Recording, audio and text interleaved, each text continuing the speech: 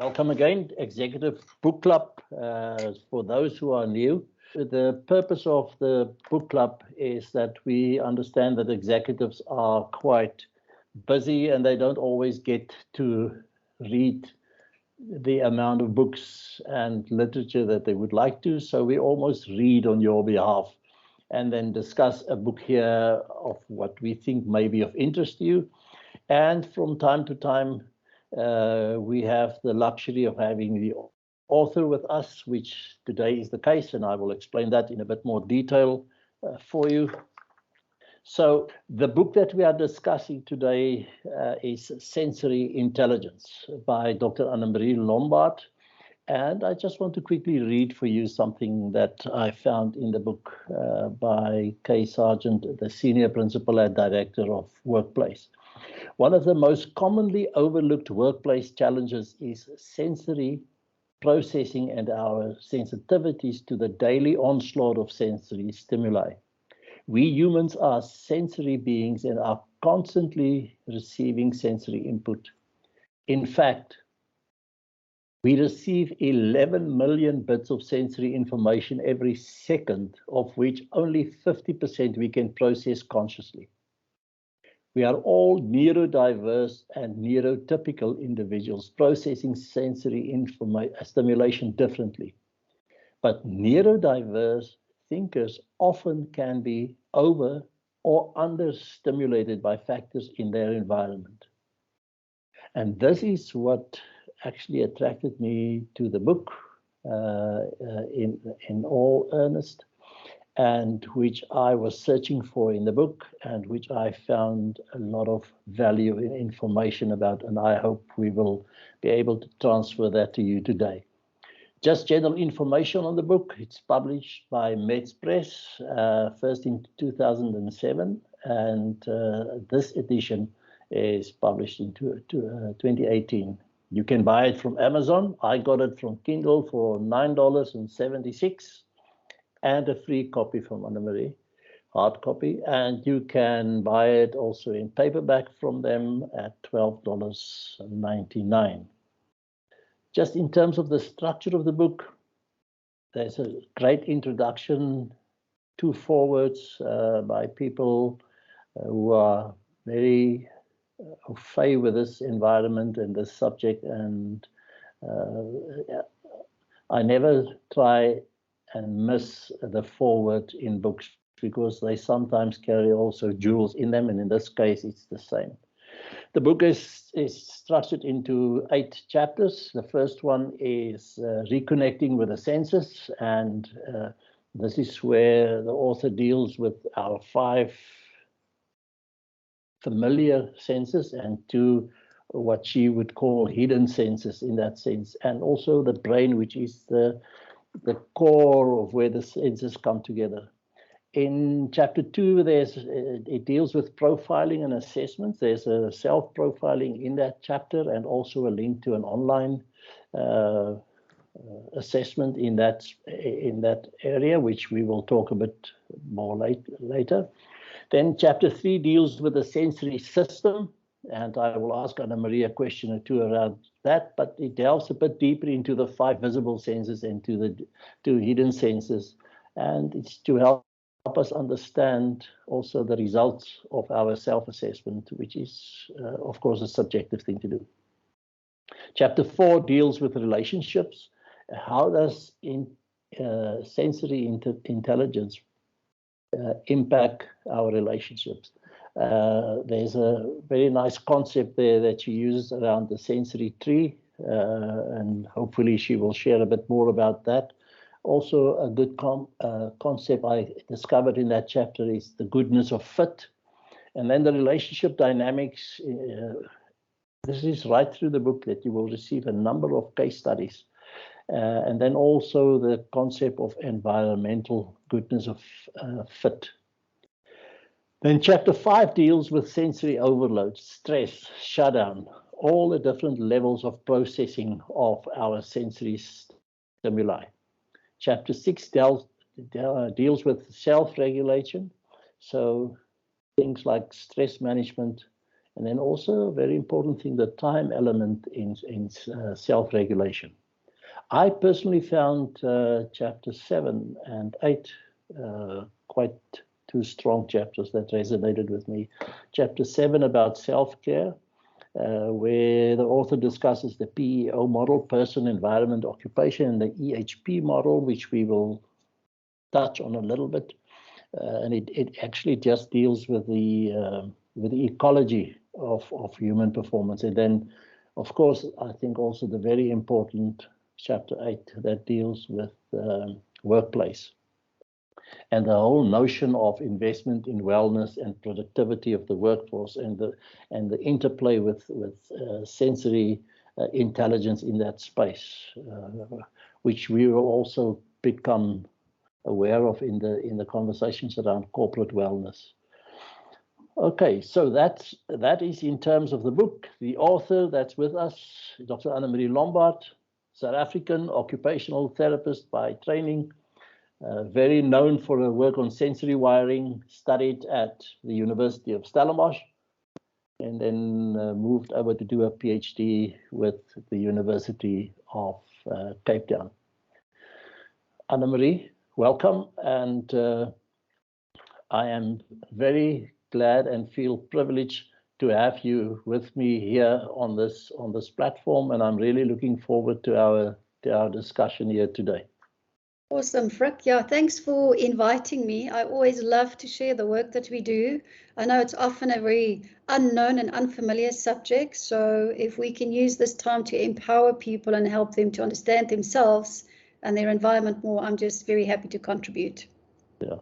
So just to fall into the conversation, the whole notion of the title of the book, sensory intelligence, because it seems to me nowadays that everyone that deals with the subject needs to add intelligence to it. So we initially thought we only had IQ.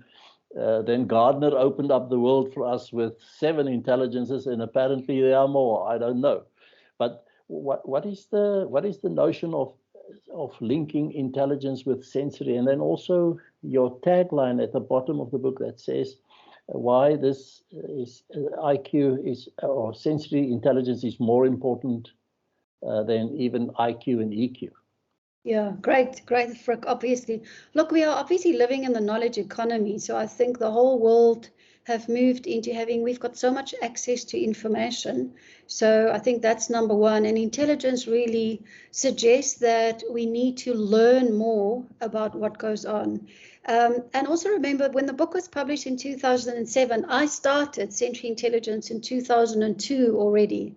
So at that stage, emotional intelligence was very prominent, and I was so happy that emotional intelligence was kind of putting IQ a little bit on the back burner, because I think traditionally, if we look where the world has been coming from, there's been overly a focus on intelligence in general.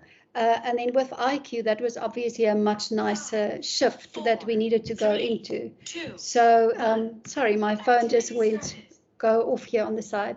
So from that point of view, I was wanting to show that we need to look at intelligence wider and differently, and it's not just one part of it.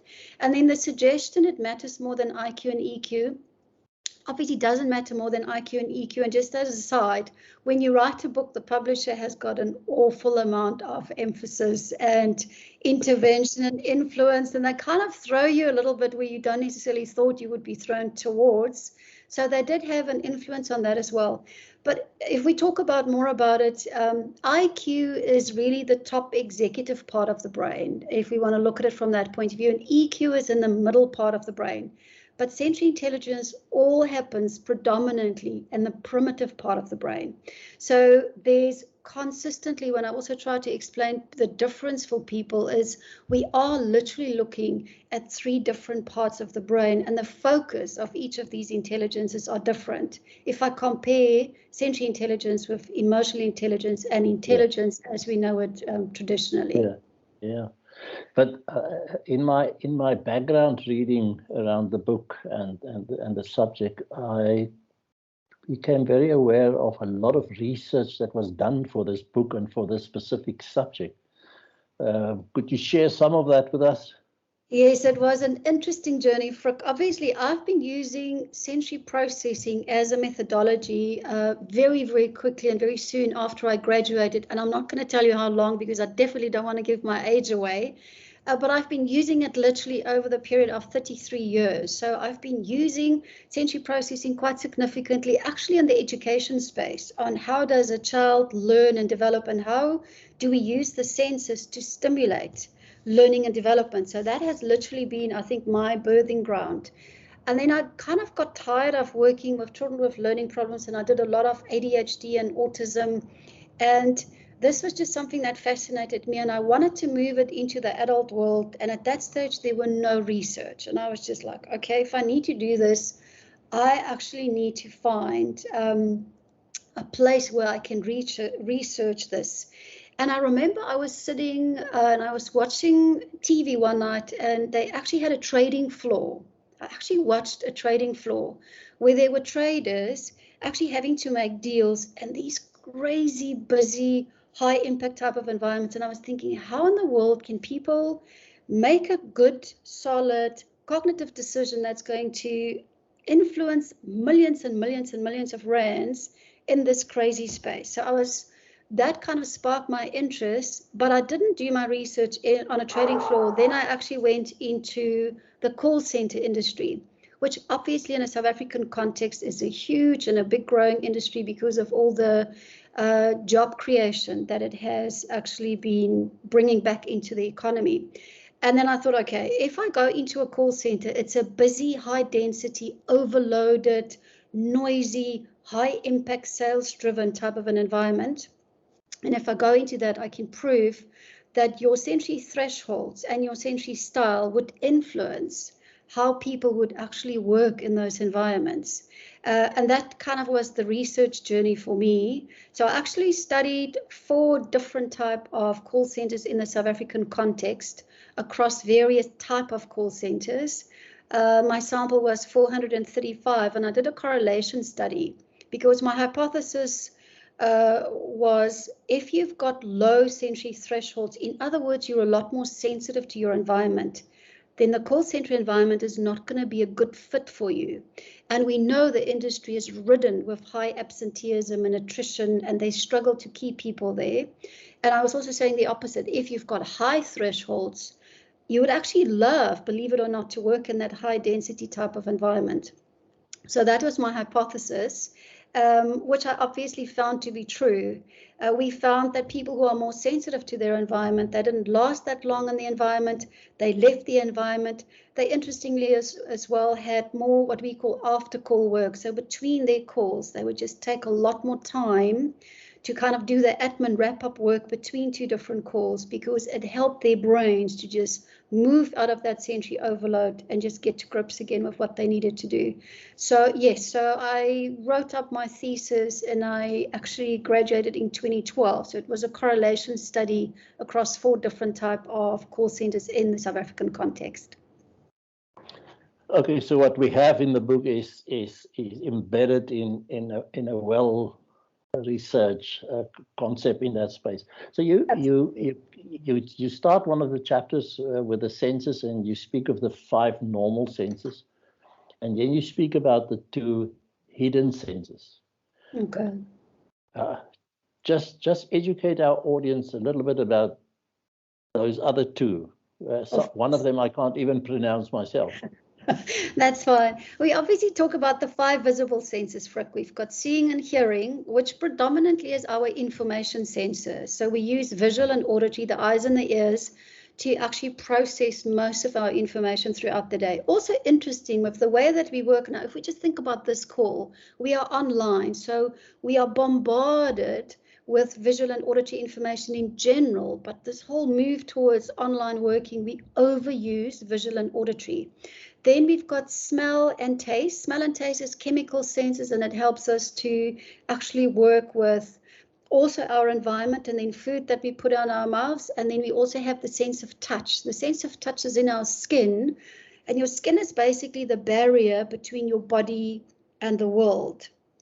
So for instance, how comfortable do you feel with your clothing, or how close do you want to work with other people? How big is your personal space?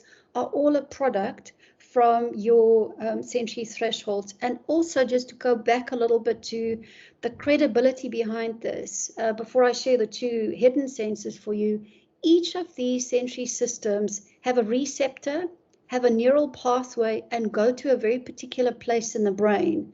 So the anatomy and the physiology of sensory processing is clearly documented and actually researched through neuroanatomy and the neuroscientists, for many years. So it's a matter of really understanding how the senses work. Then we've got two hidden senses. It's called the vestibular system. It's in your inner ear. We've got 5 little organs in our inner ear. It gives us feedback on gravity, where we are in space. And then also, as soon as you move your body, your brain gets feedback on that. So it's a little bit like your body's GPS, and really important for us. It also helps us to stand up straight and to navigate between point A and point B. Walking downstairs or using a lift, we use the vestibular system. And it works hand in hand with what we call proprioception. Proprioception is in every single joint and muscle throughout your body. You've got proprioceptors in very particular areas of that. And as every time when we use a muscle, or we move the body in a movement, the brain gets those proprioceptive feedback. So vestibular and proprioception, there's got particular receptors for it. There's, again, a particular neural pathway that takes the information from the receptor to the brain for action and for use. Also important, these two hidden senses is all around movement. And then if we also think about movement, our movement senses are seriously deprived because, and I'm kind of talking a lot about COVID and lockdown, but hell, has it really shifted our world significantly. So these two senses we also find are very deprived because we sit too much. We're not as physical as we used to be. We're not necessarily navigating between spaces as much as we used to. And they are very important senses for what we call self-regulation. So you have now kind of prompted me, and I don't know if we will have the time, but do you want to say a little bit more about the neuroscience component here? Because it's of particular interest to me, but especially around those two hidden senses, because I have a feeling that that plays into the whole neuro system of the organization. So how does one bring that in the neuroscience together? Very good question, Frik, and I obviously always love it when people talk neuroscience because it's obviously a fascinating subject, and we need to really look at how is the brain really wired and how does it work. I'm going to look at all the senses because I think I want to highlight for you also, and it brings back to IQ is at the executive brain, EQ is in the middle part of the brain, and sensory intelligence really talks about the primitive brain. We have to remember all of the sensory receptors are situated outside of the nervous system, in other words, the brain. So the environment triggers a sensory stimulation. And remember, we've seen there we do have an onslaught of all of this information. The receptor takes it in at receptor level, which can be like the bottom of your toe or the one part of your finger, your eyes, your ears, your skin, your nose, your tongue. All of that information then gets sent to the brain, but it enters the brain at the bottom only. That's entry level into the brain, what we call it the spinal cord. We can't access the brain from the cortex. There's not an entry point going through to the cortical or the executive area of the brain immediately. It's kind of, if you want to get to the top floor of a building, you need to step into the lift at the bottom. You need to press the button and the lift will take you to the top floor. The brain kind of hierarchical works in the same way. The information gets sent to the spinal cord, the primitive part of the brain, and from there on, there's two very important parts that play a role here, where all the sensory systems connect with. One is the reticular activating system, and the reticular activating system has an impact on our arousal level, which is your focus and attention. How alert or how sleepy you feel gets triggered by all of these sensory stimulation. As an example, if you want to go to bed at night, you're going to drink hot chocolate because it's got a warm milk, because it's warm and it's smooth and it's sweet. That kind of calms the brain. And for instance, you're going to switch the light off because that calms the brain through that reticular activating system connections there. If you want to wake up in the morning, you're going to drink cold orange juice, because the cold and the sour and the orange juice is going to alert the focus in the brain. It brings the arousal level up. Or you're going to, switch the light on, because that's going to activate your brain. So purely with the reticular activating system connections, we know we can influence focus and attention of the brain through sensory stimulation. And I don't know who's in the audience here, who are the smokers, who are the overeaters. We bring stuff to the mouth, because that is a way how we kind of unconsciously self-regulate, and the mouth is a very old form, or probably one of the most primitive forms to self-regulate. So we have a tendency to keep on self-regulating by ourselves, and then we influence the reticular activating system, attention, focus, concentration, which is fundamental to be able to sit down and get some work done. The next level of the brain, which also has huge connections with, is our autonomic nervous system. And the autonomic nervous system is those fight-flight responses, those stress responses when you feel your world is going to kind of explode. All of the sensory systems also loop through that. So we know it has an influence on focus and attention. It's got an influence on our emotions, our level of stress, our level of overload. So I think it's just really, really important to understand those two levels. And then it moves up to the amygdala and the middle part of the brain, where it then starts to dovetail with your emotional content. And then only does it send up to the executive brain, which is where we do thinking, reasoning, planning, executive function, all those high-level stuff that we do is where we use the executive brain. But in order to get there, there's always a loop through the bottom bits to get to the top in order to respond to. And all of the senses form this pathway from primitive brain to midbrain, and then for use in the cortex, which I think is really, really important to allude to. So in that top and middle part of the brain, we also have experiences and value systems, etc. So all of this information is kind of shaped by it, but we will get to, we'll hopefully get to that. Yeah. So speaking of the executive, so our audience is made up of a large number of executives. So what is the value of understanding sensory intelligence for executive decision making in our boardrooms, in our excos, in our meetings, in our sessions? What's the value, the practical value of that? Okay, Frik, I think it's actually very simple, and maybe forgive me if I reduce this to quite simplicity, but I think life is hard and complex enough. So for me, it's actually very simple. As an executive level, and we all run businesses that needs to be functional and efficient and growing and actually meet our baseline targets. At the end of the day, business is all about people. We all know that. I know AI is getting there and we're having artificial intelligence, but the bottom line is businesses are run by people, and it's actually very easy. If we understand people and if we can maximize people, we're going to make business better. That's for me the bottom line. You need to find the right people. So how are you going to get the right talent? Are you maximizing them? Are you supporting them with maybe the culture that you have or maybe the environment? But are we really getting the right people in, growing them, nurturing and supporting them so that they can do our business justice? And maybe that's, I think, my background coming from totally a people space. I mean, I'm a therapist by trade. That's what I train to do. And I know if we help people to understand themselves, to self-manage, to self-regulate, they will actually optimize whatever they do on a day-to-day basis. And the stuff that we do is pretty simple and pretty easy. We're very, very practical and tangible. For instance, have you got the right setup in your home environment? So is your environment conducive? So if we talk about goodness of fit, I love that word, Frik. I'm so glad you brought that up. How do we help people that work for us, our employees or our leaders or whatever level of the organization that they are? Do they know what works for them? Do they know what doesn't work for them? And are they aligning environment and task accordingly?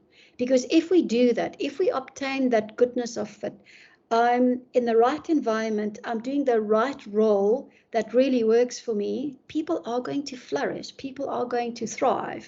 And that's ultimately what we want. And Frik, if you also talk about that, I really want to talk to, I'm glad there's leaders in this group, because we have to really face up to the fact that people are struggling with COVID. I mean, we've got the war, now we've got the floods in KZN. The world is kind of falling a little bit apart from piece to piece. And I think the more we can support employees to make sure that they support themselves. So for me, there's ownership into every single individual. As leaders, we need to be able to empower our employees and our leaders to take ownership and accountability for their own, I want to call it mental health and well-being. Because it's about optimizing people.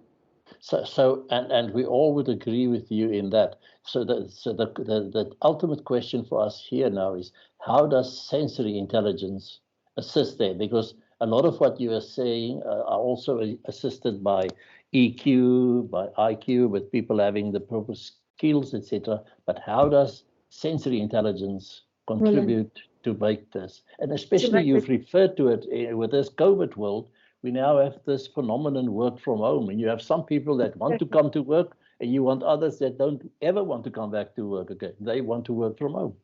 Yeah, there's so many avenues to this, Frik, and I'm going to explain it to you. So firstly, if we want to optimize people, if we understand the sensory thresholds, in other words, if we measure, all of us have a particular threshold on this call. Some of us have got low threshold, some of us have got high threshold, some of us have got neutral threshold, and you've got variation of thresholds throughout all of your systems. Okay, so obviously we assess and we measure.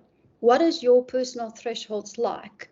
And then I'm going to drill it down. I'm going to make it very simple and very basic. Say, for instance, you've got low thresholds overall and you're quite sensitive to noise. There's no right or wrong here, by the way. There's no right or wrong. It's like, this is the way that we are genetically wired. So if you are sensitive to noise, my first question would be, where do you work? Is there a lot of noise in your environment? And if there is, can you adapt? Should you be wearing a headset? Should you be wearing 2-ear headset or 1-ear headset? We can drill it down as basic to that. Should you be disabling the notifications on your cell phone? By doing that, we're going to remove your distraction. We're going to remove your level of overload. You're going to get less tired. You will have more energy. You'll be able to produce high quality of work for longer periods of time.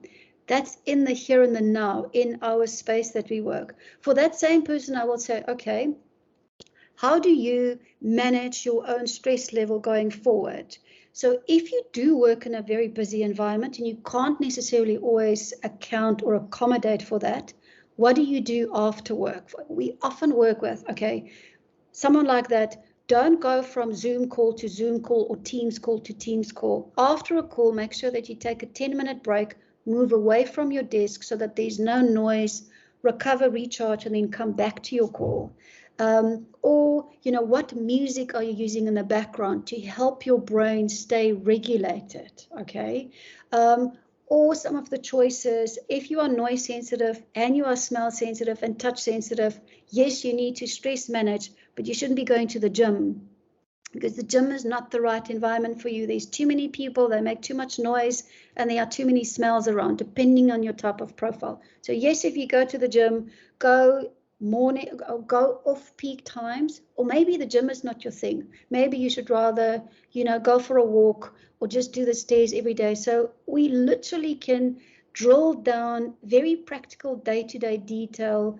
How do we actually manage our day-to-day productivity? Because we want to remove distraction, we want to remove overload, and we want to preserve energy. And this is through those tangible things on, we adapt or we change the amount of sensory stimulation that comes through your brain based on your particular needs, which I think is really, really important to allude to. Frik, you also talked about home working. Yeah. This has been a very interesting journey. Can we talk about that? Yeah, please. I think COVID has been interesting for us as well as an organization. We've always done home working, so working at home has been easy for me to adapt to, because we've always done it. We've actually been doing home working since 2012. But for the first time ever, I have to also service all my clients online. My profile doesn't work for that. I've got high threshold. I need activity, variety, stimulation, people. And typically my type of profile, and by the way, 38% of my whole sampling has similar type of profiles. They are the ones that got very much irritated by lockdown, cabin fever, I can't do this anymore, I need to get back into the office. That group, fundamentally, how they are primitively wired, should go back into the office. They'll be better back at the office, they'll be more productive, they will experience less stress, less cabin fever. However, there's 25% of the population that loves, by the way, they loved lockdown. They've loved the fact that they can go back into the home working spaces. And we're working with clients now, we're saying, oh, I miss lockdown. I'm like, how can you say that? But for 25% of the population, actually, COVID has been a blessing. They could go into their home spaces, work into their own space. There's no distraction. I know what's going to happen. I can control my space. So based on your sensory threshold, which is part of your genetic wiring, we can say who should predominantly stay working at home, who should actually please get them out of the house, get them back into the office, or where should we apply more of a hybrid type of an approach? Because we're really measuring your fundamental primitive response to how does your brain intuitively respond to sensory stimulation in your environment. And that's, again, another goodness of fit.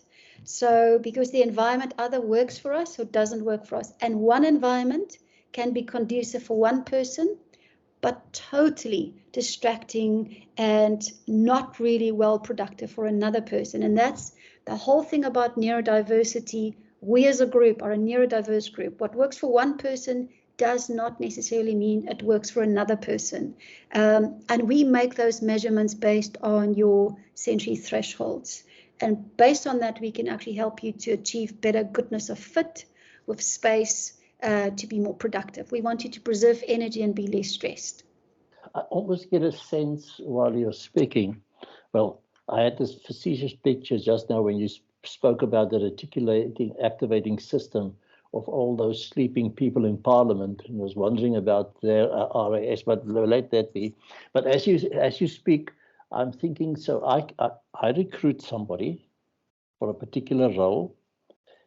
We have an interview. She is highly intelligent, emotional intelligence in place, etc. But somehow that individual in our environment just doesn't get off the ground. Could it be, and I'm sensing this, could it be that we have missed that particular piece or not understanding what are the sensory almost requirements for that individual to really come to flourish in that space? Yeah. Absolutely, Frik. Look, I'll be the first one to say human behavior in the brain is highly complex and there's so many facets to it, but definitely I've seen it and I've worked with this over the years many, many times. This is not to say that people don't have the capacity or the skill set. You could have a candidate coming into a role, highly intelligent, absolutely well suited to that environment, very emotionally in touch, but it might not be the right sensory. I'm not talking physical environment. I'm talking about what does your environment look like? What does it sound like? How close are you to other people? How many activities are there? How much noise are there? What is the role of what's happening there? So that certainly could be a misfit. And if it's a misfit, because it's so fundamental and primitive to the brain, a misfit means I'm feeling uncomfortable, I'm feeling irritable, I'm feeling overloaded, something is just not right. And then people often can't flourish, they can't thrive because there's a constant hampering of them not really aligning well with their environment. I'll give you a great example. When I did my work in the call center space, I remember we did a pilot for one client and there was one particular individual that exactly the same thing, Frik, highly intelligent, brilliant. So she was ticking all the boxes, but she was just not making it. And when we actually looked at her threshold, I'm like, you can't put this person in a sales position in the middle of a cluster of lots of people working at the same time. And then I suggested move her over into a QA role. The QA role meant that they were moved to a much smaller environment smaller group of people, and they had to actually listen back to calls the whole time. So what we did then, we surrounded that person with a much more suited sensory and physical environment, and we also asked her to actually listen back to calls. Now, people who are more sensitive to the environment, they get overloaded and distracted faster, but they've got another superpower. They don't miss anything because their brain overabsorbs what goes on around them.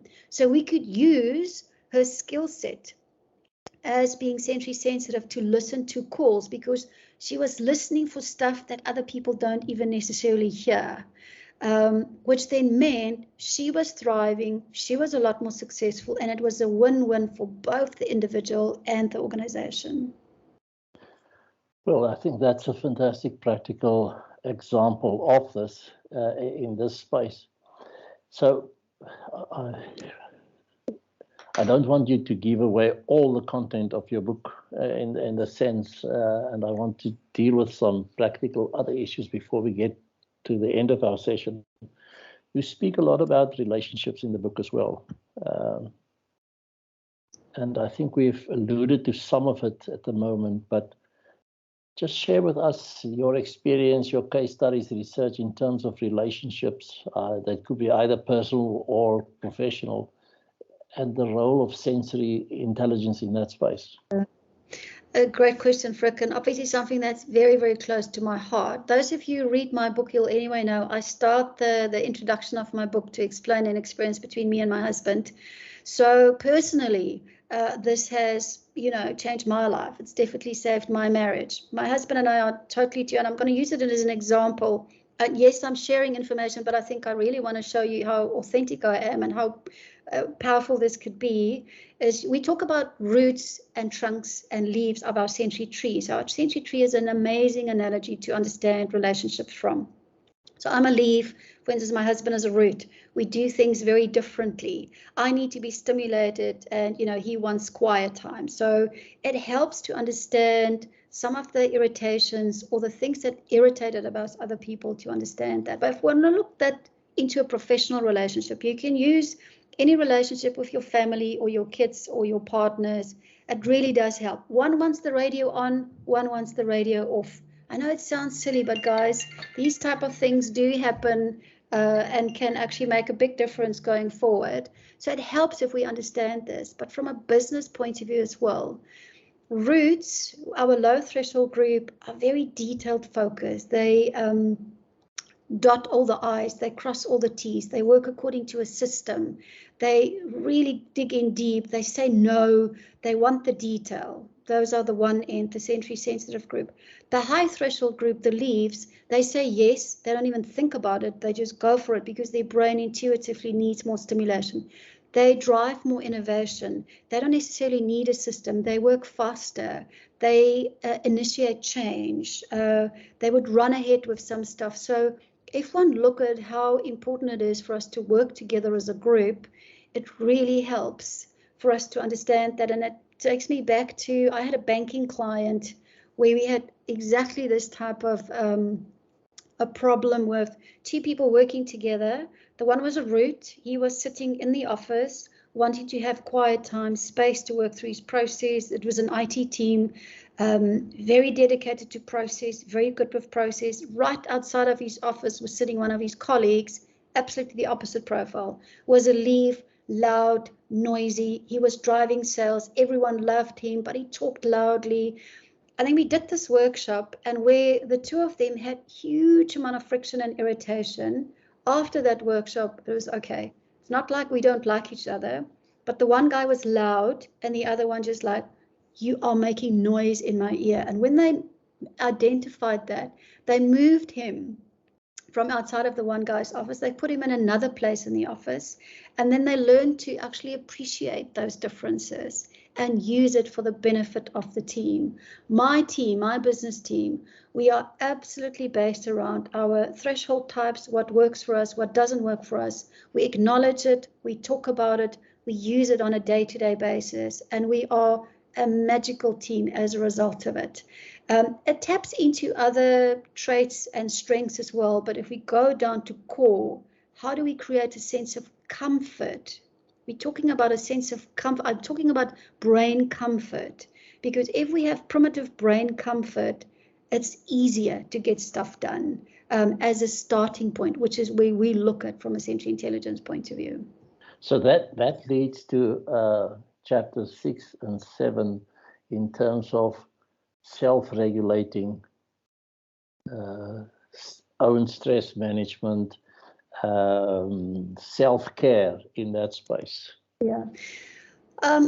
I'm currently, Frik, very important, I'm currently writing a research article again. I don't seem to be able to shed the research space, but it is an amazing space to be in. But, you know, if we look at the research, we know 1 out of 6 South Africans suffer from either depression, anxiety, substance abuse. Currently, mental health is costing the world economy $2.5 trillion a year, and is expected to rise in 2030 to $6 trillion a year. This is published by Lancet. So, and I would imagine COVID also made a great contribution to that. COVID definitely put this onto an absolute downslide. And if you look at what the gurus, Harvard Business Review, Harvard Medical Schools are saying, I mean, mental health is the kind of second pandemic, you know, picking up from what COVID has actually left us with. So if you on this call are not worried about mental health in your workplaces, you should become really worried about it. It's going to cost you, from an absenteeism, disability. There's lots of, you know, red flags going on from a mental health point of view. And I believe mental health is something that each and every one of us should take personal ownership for. And we make it easy. We tell you what to do, what not to do, what energizes you, what drains your energy from a physical sensory point of view. Stuff like turn down your ringer volume. And sorry, mine have been going off, so I wasn't adhering to that. Apologies, guys, but that is life. I'm also a leaf, so in my mind, stimulation for me just kind of energizes me. But I think being aware of our triggers, being aware of what works for us and what doesn't work for us, and then self-regulating and self-care accordingly is really, really powerful. So the stuff that why would going for a walk or taking a break or doing a deep breath, we really go into all of the sensory-based, what we call bottom-up self-regulation, because let's face it, if you are anxious and you are stressed and you're feeling overloaded and the world is just compounding onto you, then to think yourself out of that mode, it's pretty hard. Also, if you look about the brain function, your prefrontal cortex, which is your highest level of strategic thinking, for that part of the brain to reach your amygdala, which is that police area, that your alarm system in the brain, that pathway is quite long. If you use a sensory strategy, we actually tap into the bottom-up pathway, which sits right underneath the amygdala. So if we access sensory pathways and what we call bottom-up self-regulation, breathing, moving, touching, closing your eyes, stretching, and there's millions of those, we actually tap into calming and regulating the brain much faster, and it's also a lot easier. If all else fails, you know, I always say the CEO of the brain gets hijacked by too much stress. We can't necessarily think about it. Then we need to tap into what can I do, what's very practical, you know. That's why, for instance, going for exercise or going for a run or taking a deep breath or closing your eyes, or, you know, the act of us sometimes getting up, walking and going to make a cup of tea, we think it's the tea that we are after or the coffee that we are after, but it's actually your brain's way of telling you you've sat too long, your reticular activating system is starting to drop, your attention is starting to drop. Move in order to elevate your arousal level, which is going to support sustained focus and attention going forward. So I can say so much about that, Frik, so don't get me started. Yeah, but I think what is important to me is to hear how practical this really is. And I think one of the questions I would like to ask is, how well versed must I become in my sensory intelligence to really benefit from this? Or are there some basics that I can just use on a daily? I mean, when you speak about breathing and sitting upright, or these things we just take them for granted. It's there, but we don't consciously, mindfully use them to manage our space, to get to that goodness of fit. It's just there, and we just acknowledge it by saying it's irritating me, or this smell or this noise, but we don't use it to manage our space. No, we don't. There's obviously there's a whole comprehensive, personalized way to do this. So if you would do our assessment, we actually provide you with quite an extensive process of how you can practically build this into your life in various shapes and form. I mean, I would tell you what type of holidays you need to go to. Should you go to an African safari or go to India? Because it depends on your threshold, or what type of a leader are you, or where should you be sitting? Should you have an open door behind you or not? So there's so many practical stuff to it. But I want to kind of give you guys what we call the take 5, the magical take 5. I think it's very relevant because of COVID. So they are kind of our 5 sensory snacks that we need to implement, which really helps you to stay focused. So the one is breathing, and deep breathing taps into the vagus nerve, and the vagus nerve is the brake on stress. So it's the quickest, fastest way to actually get our stress levels down. So go and practice some deep breathing. It's really, really important. And then the other thing is, and you'll see me do this, using the mouth, sipping or sucking. And the best way to use the mouth is water. Okay, I'm drinking water. It's not gin or anything else, guys, or vodka. Don't go for that stuff. Go for good, solid water, because whenever we bring something to the mouth, we help the brain to self-regulate. So remember, the mouth is a regulator. And for the smokers or the overeaters out there, I know we do that, but it is a way to self-regulate the brain and the body. Self-regulation is how we stress manage. The other thing is why we love water, move. We are way too stationary. We're not moving enough. We are movement deprived. Get up from your chair. Build in breaks between your calls.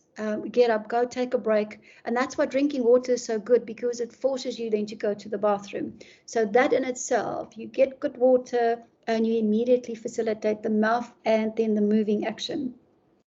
Blowing. We always bring in blowing, because sometimes if you can't remember to breathe, then blowing, or get a balloon next to you and blow. We often work with balloons, orange, green, and red. Are you good to go? Should you stop, or should you put the brakes on? Blowing is a nice way also to achieve sensory stimulation and sensory self-regulation. And then the other thing is touch.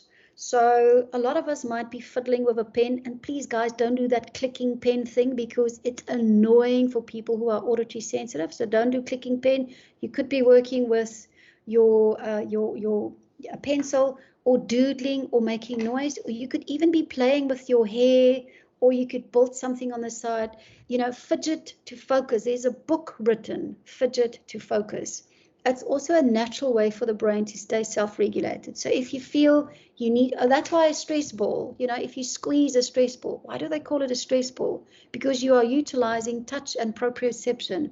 Touch and proprioception is magical senses for self-regulation. That's why it's called a stress ball. So those are the quick take 5 things, Frik. All of us can apply to that. And I think it's just being a lot more mindful, being aware of our needs and determining what those needs are, and then aligning our life and our choices accordingly. I think it's about making better choices, and we can only make better choices if we are informed and if we know. In the time left, you speak of 2 models in the book. I think, if I remember correctly, it's PEO and EHP. Yeah. Just give some introductory insight into that. Yeah, I'm kind of a model person, and I actually had to build those models when I was doing my research, because, by the way, my research was it was a nightmare, because remember, I was coming from healthcare, sensory processing, and I was positioning in a commercial industry. So firstly, healthcare, had no idea where I was going with this. And then commerce looked at me as if I was from, I started this in 2005, from what planet I was on. So I had to build a bridge between these 2 very disparate worlds to bring this together. And the PEO model was kind of my conversion space, because PEO, we talk about person, environment, occupation. So if we understand the person and we understand their environment and they are doing the right thing. So it's understanding threshold, are they in the right environment and are they doing the right thing? Then we actually have a great conversion between those two and we maximize goodness of fit. If we maximize goodness of fit, we give people that sweet spot, thrive. I'm happy, it's working for me and I've got energy. So that's also where the goodness of fit model was also blended with PEO. Are we matching those? The EHP can say a lot about that, but just briefly, Frik, it's about the ecology of human performance, because every person has got a context, and in that context, you've got various roles, and then those roles actually support a certain level of performance. So for us, occupation always means a little bit wider. Yes, it's about work, but it's also about life. Are you a parent? Are you part of your community? Depending on what life roles you have and where your contexts are. And there's touch points on sensory intelligence in all of those roles, in all of those contexts, because you are one person, and wherever you navigate, you still are being bombarded with sensory stimulation and sensory onslaught. How do you understand that, and how do you use that to maximize your role, your performance, your tasks, regardless of what context you're in? Last question. There's an assessment in the book. I think it's chapter 2 or 3. There's an assessment in the book. And then you also have an assessment online. Is the assessment in the book, the self-assessment, will that suffice and get you to the basics of what you want to do? And then the question attached to that is, these assessments and these metrics, are they free of cultural bias? Yeah, good question. Frik, obviously, in the book, it's called the Sensory System Checklist, and I designed that in 2005. So if you buy the book, you can actually then do your own sensory assessment, your own sensory style assessment, your own sensory profile, and get to what threshold you have for all of your systems. So that happens in the book, but it's a self-scoring. There is an alternative. You can actually do exactly that same test on our website. That's obviously a paid version, and you will get a 26-page report. I know 26 pages is a lot, but it provides you with a whole blueprint of what is the best environment for you, what is your stress risk, where should you be working, how do you self-regulate, what environment is best for you. We talk about parenting styles, family time, we talk about food, clothing, relationships, and we also take that into work. How do you use your open plan office space, leadership, working with others, creating the best space. That is a paid version. But then also on our website, you've got our sensory quiz, which is literally just a quick introduction. It's like a little 15 questionnaire, sensoryintelligence.com. You can do the questionnaire and I will give you a quick result. Have you got low thresholds? In other words, are you a root? Have you got high thresholds? Are you a leaf, or do you have neutral thresholds? So it's just a little bit of something to play with so that we can start to create awareness for that. And there's no cultural bias, Frik. What we are assessing is a human phenomena. All of us live in a sensory-based world. None of us operate in a vacuum. We don't live in a vacuum. Sometimes we wish we did, but we aren't. So regardless of how old you are, your gender, your culture, your upbringing, where you live, how you were raised, this is a universal part of being human, where we are measuring how do you respond to sensory stimulation within your environment. So there's no bias. Okay. Annemarie, thank you for an insightful book discussion. It's surely broadened my world. I'm going to be more sensory sensitive, and I'm going to do and try and apply what you have shared with us. But thank you for all the hard work and the research, and for sharing it with us in a book, and for coming onto our book club. We really appreciate that. To our audience, sorry, Annemarie, go. No, it's a big pleasure. Thanks, guys. As I say, you're worth it. Make time for yourself, identify your needs, and make sure that we do good self-care. I think we owe it to ourselves. Otherwise, the world might just topple over for us. To our audience, this session was recorded. You will receive the link to it once we have edited and posted properly. Then in our next book, I don't know if you can see it. Oh my word, I can't even see it. It's called The Systemic Stairway, Practical Management for Anybody Who Needs to Manage Anything. It's a systems approach to it. I know the gentleman, Dr. Julian Day, from many years ago, fantastic book, and hope to share it with you. And if possible, I'll try and get him onto the show as well. Thank you for, once again, Annemarie, thank you for our audience. Hope you have a good Easter weekend and keep safe. See you next month. Bye, guys. Bye-bye.